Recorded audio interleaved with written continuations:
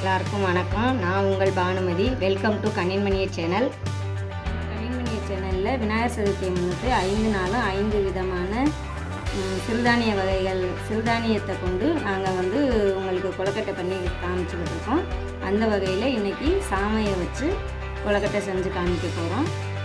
வாக்குண்டாம் நல்ல மனமுண்டாம் நோக்குண்டாம் மாமலரால் மீனி நுடங்காது பூக்கொண்டு துப்பார் திருமீனி தும்பிக்கை அன்பதம் தப்பாமல் சார்வாதமக்கு.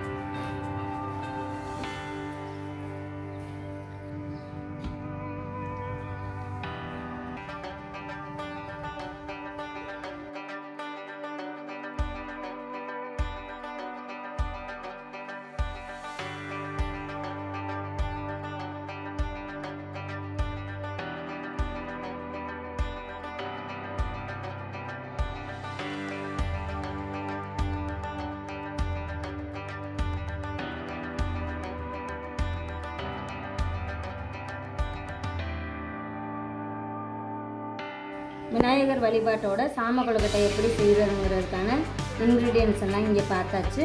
இப்போ நம்ம அதை எப்படி செய்கிறதுங்கிறத உங்களுக்கு நான் செஞ்சு காமிக்கிறேன். ஒரு கடாயை அடுப்பில் வச்சுட்டு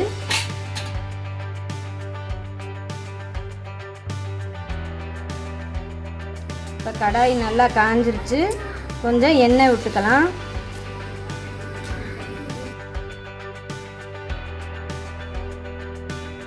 இதுக்கு தேவையான அளவு எண்ணெய் ஊற்றியிருக்கேன்.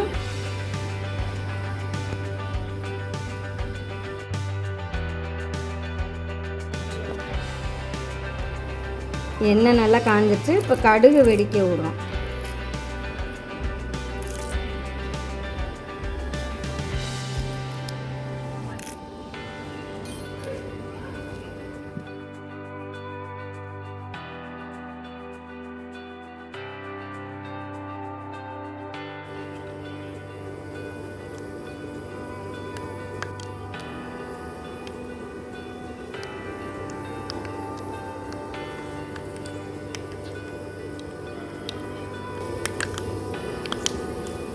வரமிளகாய் கொஞ்சம் போட்டுட்டு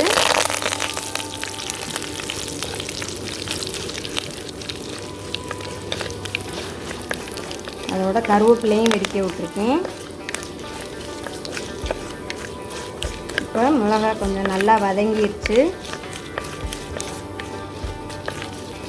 இப்போ வெங்காயத்தை போட்டுடலாம். சின்ன சின்னதாக கட் பண்ணி வச்சுருக்கோம். சின்ன வெங்காயம்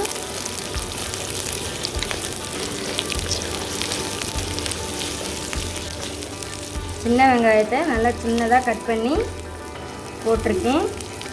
நல்லா வதங்க விட்டுட்டு வெங்காயம் வதங்குறதுக்காக லைட்டாக உப்பு போட்டுக்கலாம்.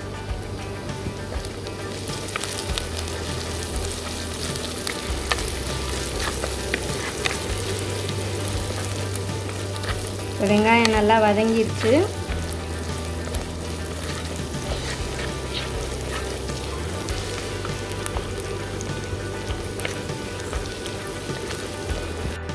இப்போ வெங்காயம் நல்லா வதங்கிடுச்சு. இந்த தேங்காயும் போட்டு ஒரு கிண்டு நல்லா கிண்டிக்கலாம்.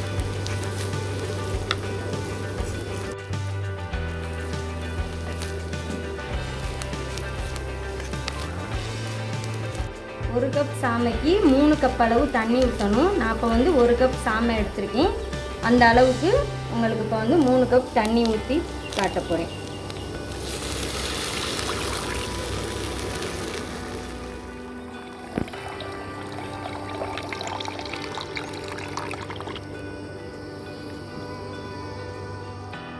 தண்ணி ஊற்றியாச்சு. நல்லா கிளறி விட்டு இதை நல்லா கொதிக்க விடணும்.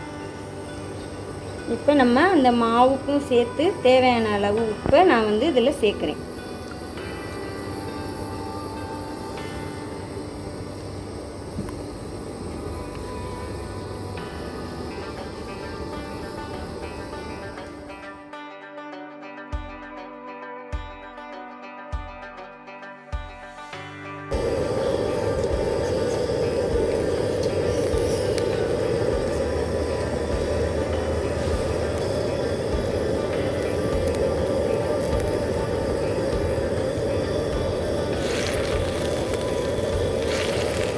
தண்ணி நல்லா கொதிச்சிருச்சு.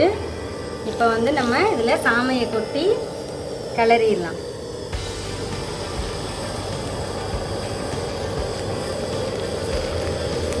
இது நல்லா கிண்டிக்கிட்டே இருந்தோன்னா நல்லா சாமையை கொட்டி விட்டுட்டு இப்படி கிளறிக்கிட்டே இருப்போம்.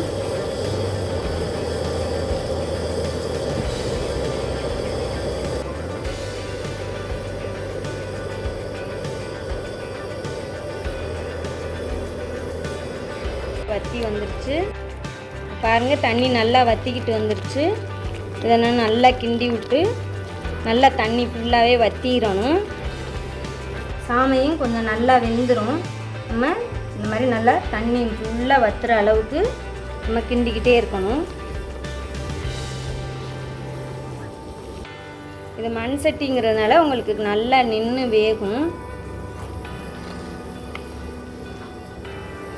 சாமையும் உங்களுக்கு சிறுதானியத்தில் நல்ல ஒரு சிறந்த ஹெல்த்தியான புட்டு தான். இப்போ மண் சட்டியில் இருக்கிறதுனால இது நல்லா இறுகிக்கிட்டே வந்துடும். மண் சட்டி வந்து நல்ல வாசமாகவும் இருக்கும்.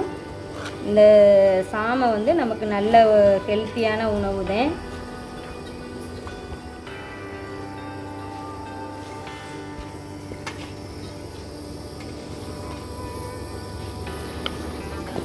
இது உங்களுக்கு ஒரு புதுவிதமான ரெசிபியும் கூட.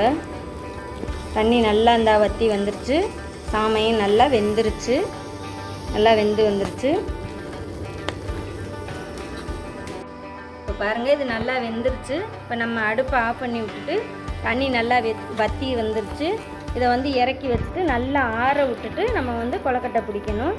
இப்போ நான் அடுப்பை அமர்த்திட்டு சட்டியை வந்து எடுத்து வச்சிட்றேன். கொலக்கட்டை மாவு ரெடி பண்ணி வச்சுட்டோம். அது ஆறிக்கிட்டு இருக்கு. இப்போ நம்ம வந்து அடுப்பில் இட்லி சட்டியை வச்சு தேவையான அளவு தண்ணி ஊற்றிக்கலாம்.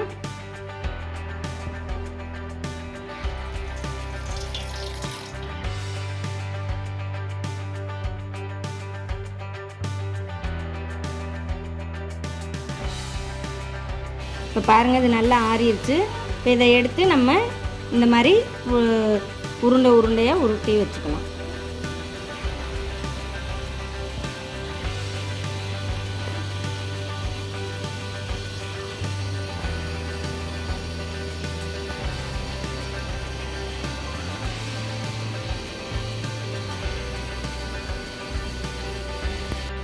நம்ம வழக்கமாக அரிசி மாவில் இந்த மாதிரி உருண்டையாக கொலக்கட்டை பண்ணி சாப்பிடுவோம்,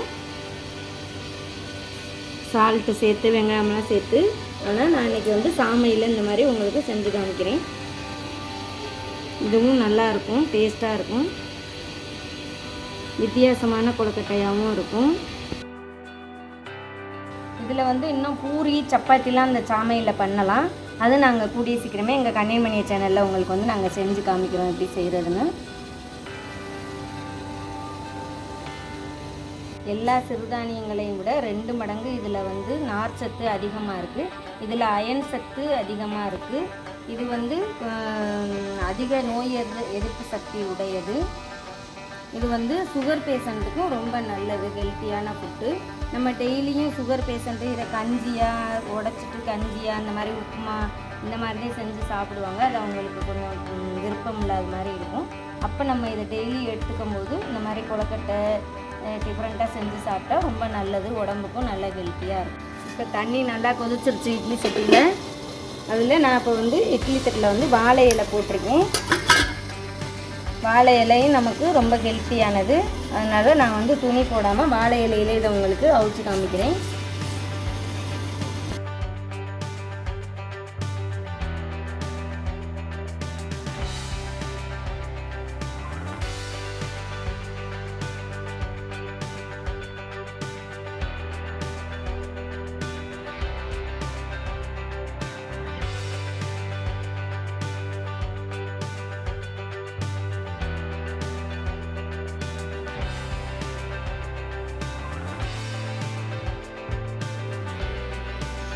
கொலக்கட்டை நல்லா வெந்துருச்சான்னு பார்ப்போம். இங்கே பாருங்கள், கொலக்கட்டை வந்து நல்லா வெந்துருச்சு. இப்போ இதை வந்து நம்ம பிளேட்டுக்கு மாற்றிடலாம்.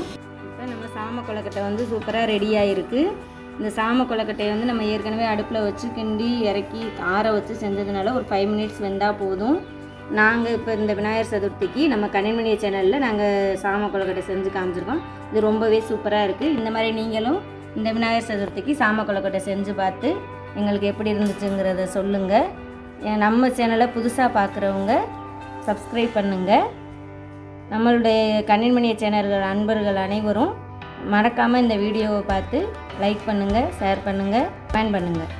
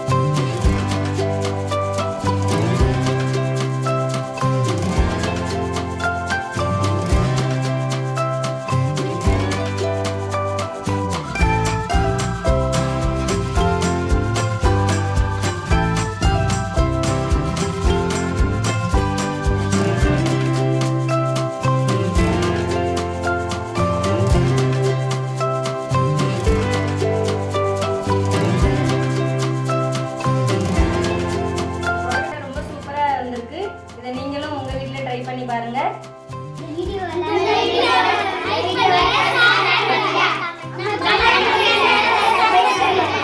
நம்ம கனிமணிய சேனலை பார்க்குற எல்லா நண்பர்களும் லைக் பண்ணுங்க, மறக்காம ஷேர் பண்ணுங்க, கமெண்ட் பண்ணுங்க. இந்த கொழுக்கட்டை எப்படி இருந்துச்சுன்னு எங்களுக்கு எல்லாரும் சொல்லுங்க.